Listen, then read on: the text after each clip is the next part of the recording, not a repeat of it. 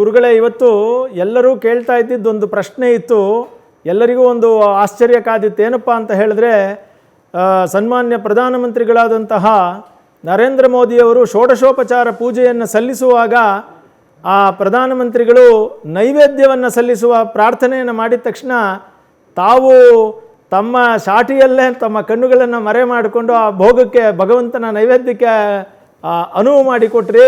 ಎಲ್ಲರೂ ಕೂಡ ಸ್ವಾಮಿಗಳು ಯಾಕೆ ಒಂದು ಕ್ಷಣ ಹಾಗೆ ಶಾಟಿಯಲ್ಲಿ ಮರೆ ಮಾಡಿಕೊಂಡ್ರು ಅಂತ ಕೇಳ್ತಾ ಇದ್ರು. ಆಗ ನಾನು ಹೇಳ್ತಾ ಇದ್ದೆ, ಇಲ್ಲ, ಅದು ದಕ್ಷಿಣ ಭಾರತದ ಒಂದು ಸಂಪ್ರದಾಯವನ್ನು ಸ್ವಾಮಿಗಳು ಎಲ್ಲಿದ್ದರೂ ಪಾಲಿಸ್ತಾರೆ, ಯಾವುದೇ ಸ್ಥಿತಿಯಲ್ಲಿದ್ದರೂ ಪಾಲಿಸ್ತಾರೆ, ಅದನ್ನು ಬಿಡಲಿಲ್ಲ ಅವರು ಅನ್ನೋದು ನಮಗೆಲ್ಲ ಒಂದು ಮಹಾಭಾಗ್ಯವಾಗಿ ಕಾಣಿಸ್ತು. ತಮ್ಮ ಅಭಿಪ್ರಾಯ ಏನು ಗುರುಗಳೇ ಅದಕ್ಕೆ? ಇದು ದಕ್ಷಿಣದ ಸಂಪ್ರದಾಯ ಮಾತ್ರ ಅಲ್ಲ, ಉತ್ತರದಲ್ಲಿಯೂ ಇದೆ. ಅಲ್ಲಿ ವಸ್ತುತಃ ಏನು ಗರ್ಭಗುಡಿಗೆ ಆ ಹೊತ್ತಿಗೆ ಪರದೆಯನ್ನು ಹಾಕಿದ್ದಾರೆ. ಆದರೆ ಈ ಟಿ ವಿಗಳ ಮಾಧ್ಯಮ ಅದು ಒಳಗೆ ಇತ್ತಾದ್ದರಿಂದಾಗಿ ಹೊರಗಿನ ಮಂದಿಗೆ ಇದು ತಿಳಿಯಲಿಲ್ಲ ಅಷ್ಟೇ. ಕೇವಲ ಇದು ದಕ್ಷಿಣ ಭಾರತದಲ್ಲಿ ಮಾತ್ರ ಅಲ್ಲ, ಉತ್ತರ ಭಾರತದಲ್ಲೂ ಈ ಸಂಪ್ರದಾಯ ಇದೆ. ದೇವರಿಗೆ ಭೋಗ ಆಗೋದು ಅಂತ ಹೇಳ್ತಾರೆ, ಅದನ್ನು ನೈವೇದ್ಯ ಸಮರ್ಪಣೆಯನ್ನು ಆ ಹೊತ್ತಿಗೆ ಇಡೀ ಗರ್ಭಗುಡಿಗೆ ಪರದೆಯನ್ನು ಅಡ್ಡ ಹಾಕ್ತಾರೆ. ದೇವರಿಗೆ ನೈವೇದ್ಯ ಆಗುವಾಗ ನಾವು ಅದನ್ನು ನೋಡ್ತಾ ಇರಬಾರದು ಅನ್ನೋದು ನಮ್ಮ ಹಿರಿಯರು ನಮಗೆ ಕೊಟ್ಟಿರತಕ್ಕಂತಹ ಸಂಪ್ರದಾಯ, ಅದನ್ನು ನಾವು ಪಾಲಿಸಿದ್ದೇವೆ. ಬಹಳ ಸಂತೋಷ ಗುರುಗಳೇ. ಹಾಗಾಗಿಯೇ ಧರ್ಮದ ಅನುಷ್ಠಾನ ಮತ್ತು ಧರ್ಮದ ಪ್ರವಚನ ಎರಡನ್ನೂ ಮಾಡ್ತಾ ಇರೋದು ನಮ್ಮ ಭಾಗ್ಯ ಅಂತ ನಾವಾದರೂ ಭಾವಿಸ್ತೀವಿ ಗುರುಗಳೇ. ಬಹಳ ಸಂತೋಷ, ಧನ್ಯವಾದಗಳು. ಶ್ರೀಗಳೇ, ಅಂತಿಮವಾಗಿ ಹೇಳೋದಾದರೆ ಈಗ ಇಡೀ ದೇಶಕ್ಕೆ ಒಂದು ಸಂತೃಪ್ತ ಭಾವದ ಜೊತೆಗೆ ಒಂದು ಸಂದೇಶ ಕೂಡ. ಪ್ರಧಾನಿ ನರೇಂದ್ರ ಮೋದಿಯವರು ಅಯೋಧ್ಯೆಯ ನೆಲದಲ್ಲಿ ನಿಂತು ಇವತ್ತು ಅದನ್ನೇ ಮಾತನಾಡಿದರು. ಇಡೀ ದೇಶ ಇವತ್ತಿನ ದಿನದಿಂದ ಏನನ್ನು ಅರ್ಥ ಮಾಡಿಕೊಳ್ಳಬೇಕು, ಯಾವ ಸಂದೇಶ ಪಡೆದುಕೊಳ್ಳಬೇಕು ಅಂತ.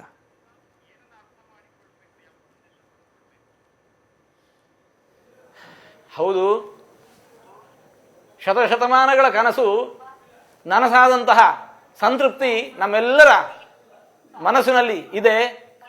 ಆದರೆ ಈ ಸಂತೃಪ್ತಿಯಲ್ಲಿ ನಾವು ಯಾರೂ ಮೈಮರೆಯಬಾರದು. ಈ ಸಂತೃಪ್ತಿಯಲ್ಲಿ ನಾವೆಲ್ಲರೂ ಯಾರೂ ಮೈಮರೆಯಬಾರದು. ಯಾಕೆಂತಂದರೆ ಇವತ್ತು ಶಿಲಾಮಯವಾಗಿರತಕ್ಕಂತಹ ಮಂದಿರದಲ್ಲಿ ರಾಮನನ್ನು ಪ್ರತಿಷ್ಠೆ ಮಾಡಿದ್ದಾಯಿತು, ಇದು ಸಾಲದು. ನಮ್ಮ ಎಲ್ಲರ ಹೃದಯದೊಳಗೆ ರಾಮನನ್ನು ಗಟ್ಟಿಯಾಗಿ ಪ್ರತಿಷ್ಠೆ ಮಾಡಬೇಕು. ಭಕ್ತಿಯ ಕಲಶವನ್ನು ತುಂಬಿ ಭಗವಂತ ನಿತ್ಯ ಅಭಿಷೇಕ ಗೈಯಬೇಕು. ಅದರಲ್ಲೂ ಮುಖ್ಯವಾಗಿ ನಮ್ಮ ಮುಂದಿನ ಜನಾಂಗ, ನಮ್ಮ ಮಕ್ಕಳು, ಅವರೊಳಗೆ ರಾಮನ ಪ್ರತಿಷ್ಠೆ ಆಗಬೇಕು. ನಮ್ಮ ಮಕ್ಕಳ ಒಳಗೆ ರಾಮನ ಪ್ರತಿಷ್ಠೆ ಆಗಬೇಕು. ಇವತ್ತು ರಾಮ ಮಂದಿರವನ್ನು ಒಂದು ಕಾಲಕ್ಕೆ ರಾಮ ಮಂದಿರ ಕಟ್ಟೋದು ದೊಡ್ಡ ಕೆಲಸ ಆಗಿ ಅದು ಬರೀದೇ ಕನಸು ಅನ್ನುವ ಹಾಗೆ ಇತ್ತು. ಆದರೆ ಅಂತಹ ದೊಡ್ಡ ಕೆಲಸ ಕೂಡ ಇವತ್ತದು ಅತ್ಯಂತ ಸಲೀಸಾಗಿ ಸುಲಲಿತವಾಗಿ ಅನ್ನುವಂತೆ ನಡೆದು ಹೋಯಿತು. ಆದರೆ ಹಾಗಾಗಿ ಮಂದಿರ ಕಟ್ಟೋದು ದೊಡ್ಡ ಕೆಲಸ ಅಲ್ಲ, ಇನ್ನು ದೊಡ್ಡ ಜವಾಬ್ದಾರಿ ಇದೆ. ಮಂದಿರವನ್ನಾಗಿ ಉಳಿಸಿಕೊಳ್ಳುವ ಕೆಲಸ. ಮಂದಿರವನ್ನಾಗಿ ಉಳಿಸಿಕೊಳ್ಳಬೇಕು. ನಿಜ. ಈ ಹಿಂದೆ ಪರಕೀಯರ ದಾಳಿಗೆ ಒಳಗಾದಂತೆ ಮತ್ತೊಮ್ಮೆ ಇದು ಅಂತಹ ದಾಳಿಗೆ ಒಳಗಾಗಬಾರದು. ಅದು ಯಾವಾಗ ಸಾಧ್ಯವಾಗತ್ತೆ? ಈ ದೇಶದಲ್ಲಿ ಹಿಂದೂಗಳು ಬಹುಸಂಖ್ಯಾತರಾಗಿ ಇರುವಷ್ಟು ಕಾಲ ಮಂದಿರವಾಗಿ ಉಳಿಯತ್ತೆ. ಪಕ್ಕದ ನಾಡಿನಲ್ಲಿ, ಪಕ್ಕದ ದೇಶದಲ್ಲಿ ನಾವು ನೋಡ್ತಾ ಇದ್ದೇವೆ, ಅಫಘಾನಿಸ್ತಾನದಲ್ಲಿ ಏನಾಗಿ ಹೋಯಿತು.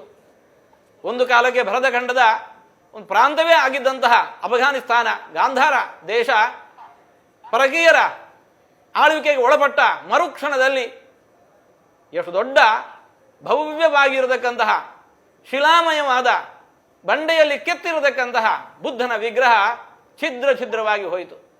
ಹಾಗೆ ಇವತ್ತು ಅಡ್ಡ ಮಾತುಗಳನ್ನು, ಕೆಟ್ಟ ಮಾತುಗಳನ್ನು ಇವತ್ತೂ ನಾವು ಕೇಳ್ತಾ ಇದ್ದೇವೆ, ನಿನ್ನೆಯೂ ಕೇಳಿದ್ದೇವೆ. ಮಂದಿರ ನೀವು ಕಟ್ಟಿ ನಾವು ಅದನ್ನು ಉರುಳಿಸ್ತೇವೆ ಅನ್ನುವ ಮಾತುಗಳನ್ನು ಅಲ್ಲಲ್ಲಿ ಕೇಳ್ತಾ ಇದ್ದೇವೆ. ಹಾಗಾಗಿ ಇದರ ಕುರಿತಾಗಿ ನಾವೆಲ್ಲರೂ ಸದಾ ಜಾಗೃತರಾಗಿರಬೇಕು. ನಮ್ಮ ಮುಂದಿನ ಸಂತತಿಯು ಬಹುಸಂಖ್ಯಾತವಾಗಿ ಭರತ ದೇಶದಲ್ಲಿ ಅದು ಇರುವಷ್ಟು ಕಾಲ ಮಾತ್ರ ಮಂದಿರ ಉಳಿಯತ್ತೆ. ಹಾಗಾಗಿ ಮಕ್ಕಳಲ್ಲಿ ನಾವು ಆ ಸಂಸ್ಕೃತಿಯನ್ನು ತುಂಬುವ ಕೆಲಸ ಮಾಡಬೇಕು. ಪ್ರತಿಯೊಬ್ಬ ಮಕ್ಕಳು ಕೂಡ, ಭಾರತೀಯರೆಲ್ಲರೂ ಕೂಡ, ಒಬ್ಬೊಬ್ಬರು ಕೂಡ ರಾಮ ಮಂದಿರ ಆಗಬೇಕು, ಒಳಗೆ ರಾಮನ ಪ್ರತಿಷ್ಠೆ ಆಗಬೇಕಾಗಿದೆ. ಅಂತಹ ಸಂಸ್ಕಾರವು ನಾವು ಮಕ್ಕಳಿಗೆ ನೀಡೋಣ. ನಮ್ಮ ಕಟ್ಟಿರುವ ಇಷ್ಟು ಶ್ರಮಪಟ್ಟು ಯುಗ ಯುಗಾಂತರ ಕಳೆದರೂ ಕೂಡ, ಶತಮಾನಗಳು ಕಳೆದರೂ ಕೂಡ ಆ ರಾಮನ ಕುರಿತಾಗಿರುವ ಭಕ್ತಿಯನ್ನು ಜೀವಂತವಾಗಿ ಇಟ್ಟುಕೊಂಡು ಬಂದು ಅದನ್ನು ನಾವು ಮಂದಿರವನ್ನು ನಿರ್ಮಾಣ ಮಾಡಿದ್ದೇವೆ. ಇಂಥ ದೊಡ್ಡ ಕೆಲಸ ಅದು ಸಾರ್ಥಕವಾಗುವುದು ಈ ಮಂದಿರವಾಗಿ 100 ವರ್ಷ ಅಲ್ಲ, 1000 ವರ್ಷ ಅಲ್ಲ, ಆಚಂದ್ರಾರ್ಕವಾಗಿ ಉಳಿದ ಮಾತ್ರ ನಾವು ಮಾಡಿರುವ ಈ ದೊಡ್ಡ ಕೆಲಸಕ್ಕೆ ಸಾರ್ಥಕತೆ. ಹಾಗಾಗಿ ನಾವೆಲ್ಲರೂ ಕೂಡ ಆ ದಿಶೆಯಲ್ಲಿ ಪ್ರಯತ್ನಿಸಬೇಕು. ಒಂದು ರಾಮ ಮಂದಿರ ಸಾಲದು, ಗ್ರಾಮದಲ್ಲಿ ನಮ್ಮ ಮಕ್ಕಳೆಲ್ಲರೂ ಕೂಡ ರಾಮ ಮಂದಿರ ಆಗಬೇಕು. ರಾಮನ ಪ್ರತಿಷ್ಠೆ ಎಲ್ಲ ಮಕ್ಕಳ ಒಳಗೆ ನಿರಂತರವಾಗಿ ಆಗಬೇಕು. ಬಹಳ ಅದ್ಭುತವಾಗಿ ಹೇಳಿದ್ರಿ ಶ್ರೀಗಳೇ. ನಮ್ಮ ಶೆಲ್ವಪಿಳ್ಳೆ ಅಯ್ಯಂಗಾರರಿಗೆ ಮತ್ತೊಂದು ಪ್ರಶ್ನೆ ಉಳಿದಿದೆ ನಿಮ್ಮಲ್ಲಿ ಕೇಳಲಿಕ್ಕೆ. ಅಯ್ಯಂಗಾರ್ರೆ, ಇದು ಈಗ ಗುರುಗಳೇ ಎಲ್ಲರೂ ಒಂದು ಮಾತನ್ನು ಕೇಳ್ತಾ ಇದ್ದಾರೆ ಬಹಳ ಜನ. ಈಗ 48 ದಿನಗಳ ಏನು ಮಂಡಲ ಪೂಜೆ ಇದೆ ಅದನ್ನು ತಾವೇ ಮಾಡ್ತೀರಿ ಅನ್ನೋದು ಬಹಳ ಜನಗಳ ಅಭಿಪ್ರಾಯ ಇದೆ.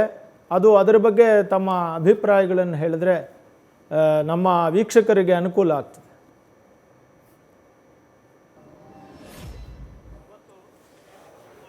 ನೂತನ ಪ್ರತಿಮೆಯಲ್ಲಿ ಪ್ರಾಣ ಪ್ರತಿಷ್ಠಾ ಕಾರ್ಯ ನಡೆದಿದೆ. ಇನ್ನು 4 ದಿವಸಗಳ ಕಾಲ ತತ್ವಹೋಮ ಪುರಸ್ಸರವಾಗಿ, ತತ್ವನ್ಯಾಸ ಪುರಸ್ಸರವಾಗಿ, ತತ್ವಮಂತ್ರಗಳಿಂದ ಅಭಿಮಂತ್ರಿತವಾಗಿರತಕ್ಕಂತಹ ಕಲಶಗಳ ಅಭಿಷೇಕ ರಾಮದೇವರಿಗೆ ನಡೆಯಬೇಕಿದೆ. ಅಲ್ಲಿಂದ ಕೊನೆಯ 4-5 ದಿವಸಗಳಲ್ಲಿ ಬ್ರಹ್ಮಕಲಶಾಭಿಷೇಕ, ಸಹಸ್ರ ಕಲಶಾಭಿಷೇಕ ನಡೆಯಬೇಕಿದೆ. ಇದರ ಮಧ್ಯದಲ್ಲಿ 40 ದಿವಸಗಳ ಕಾಲ ಅಖಂಡವಾಗಿ ವೈದಿಕ ಮಂತ್ರಗಳಿಂದ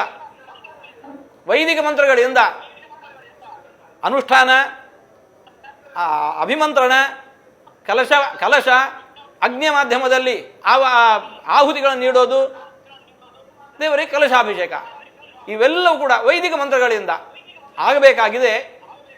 ಈ ಕಾರ್ಯಗಳು 42 ದಿವಸಗಳ ಕಾಲ ನಡೆಯುತ್ತೆ. ನಿತ್ಯ ಮುಸ್ಸಂಜೆ ವೇಳೆ ದೇವರಿಗೆ ಪಲ್ಲಕ್ಕಿ ಉತ್ಸವ ಕೂಡ ನಡೆಯುತ್ತೆ. ಆಗಬಹುದು. ಧನ್ಯವಾದ. ವೇದ ಪಾರಾಯಣ, ಪುರಾಣಗಳ ಪಾರಾಯಣ ಇವೆಲ್ಲವೂ ಕೂಡ ಅಖಂಡವಾಗಿ ನಡೆಯಬೇಕು. ಆ ನೂತನ ಬಿಂಬದಲ್ಲಿ ಸಾನ್ನಿಧ್ಯ ಅಭಿವೃದ್ಧವಾಗಬೇಕು.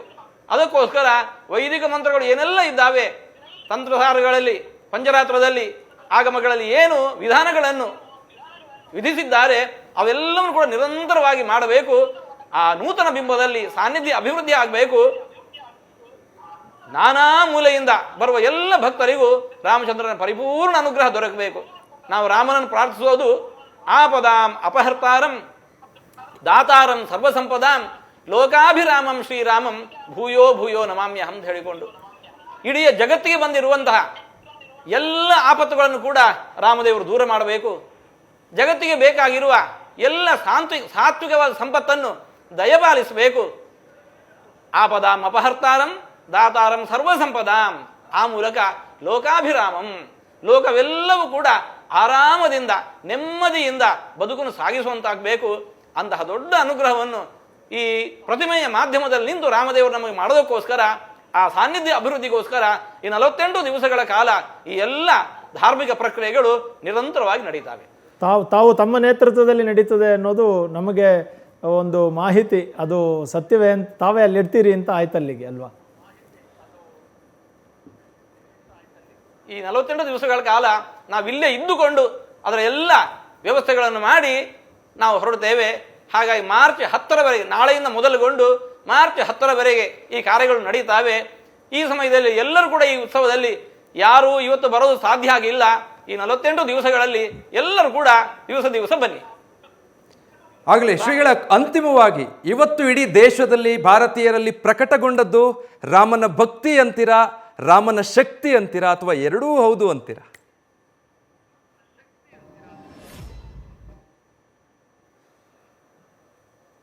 ಹನುಮನ ಭಕ್ತಿ, ರಾಮನ ಶಕ್ತಿ, ಇದು ಎರಡೂ ಕೂಡ ಇವತ್ತು ಪ್ರಕಟವಾಗಿದೆ. ರಾಮನ ಅನುಗ್ರಹ ಶ್ರೀರಕ್ಷೆಯು ಕೂಡ ಇದೇ ರೀತಿ ನಿರಂತರವಾಗಿ ಎಲ್ಲರ ಮೇಲೆ ಇರಲಿ ಅಂತ ನಾವು ದೇವರಲ್ಲಿ ಪ್ರಾರ್ಥಿಸ್ತೇವೆ. ಧನ್ಯವಾದ. ಶ್ರೀಗಳೇ, ನ್ಯೂಸ್ ಫಸ್ಟ್ ಜೊತೆ ಮಾತನಾಡಿದ್ದಕ್ಕಾಗಿ. ನ್ಯೂಸ್ ಫಸ್ಟ್ ನಿರ್ಭೀತಿಯಿಂದ ನಿಮ್ಮ ಪರವಾಗಿ.